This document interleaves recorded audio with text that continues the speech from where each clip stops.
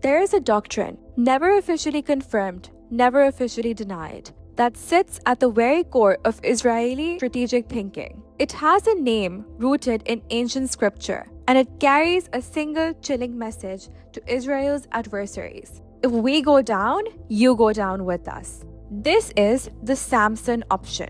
In Hebrew, it is called Breirat Shimshon, the option of the Samson. The origin is biblical. Samson, a judge, was captured by the Philistines, blinded and chained to the pillars of their temple. Rather than accept defeat, he pushed the pillars apart, bringing down the entire structure, killing himself and hundreds of his captors. His final words, as per the scripture, "Let me die with the Philistines." Israeli leaders David Ben-Gurion, Shimon Peres, Levi Eshkol, and Moshe Dayan adopted this narrative in the 1960s as a metaphor for nuclear deterrence. Israel has never officially confirmed that it possesses nuclear weapons. Instead, it operates under a deliberate policy known as nuclear opacity, or as analysts in the region call it, nuclear weapons in the basement. This secrecy is not accidental. It is a carefully calibrated strategic posture. Assessing Israel's actual nuclear policy by design is nearly impossible.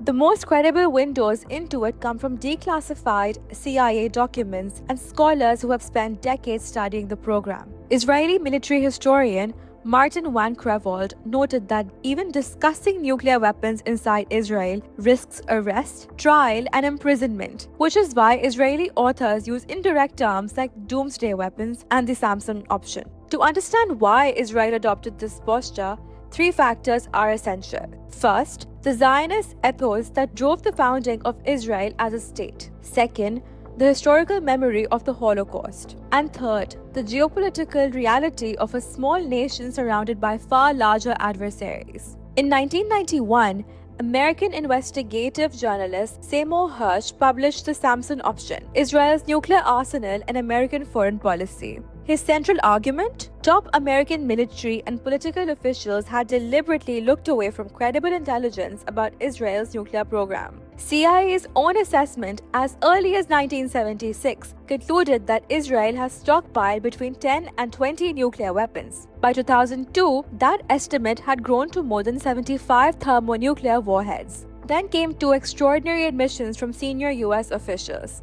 In 2006, Defense Secretary Robert Gates, in a Senate confirmation hearing, acknowledged that Israel possesses nuclear weapons. 2 years later, former President Jimmy Carter stated publicly that Israel holds more than 150 nuclear warheads. These were not just slips of the tongue. They were on-record statements from two of the most senior figures in American public life. The Samson option has not merely been a theoretical posture. There are documented instances of it being operationalized. The New York Times published a report titled The Last Secret of the Six-Day War, describing how in 1967, the Israeli Defense Forces planned to deploy a team of paratroopers into the Sinai with a nuclear device to be detonated on a mountaintop as a warning signal should Egyptian forces advance. Israel's vastly outnumbered forces ultimately won the war through conventional means. Retired IDF Brigadier General Itzhak Yaakov referred to this plan as the Samson option. Then came 1973.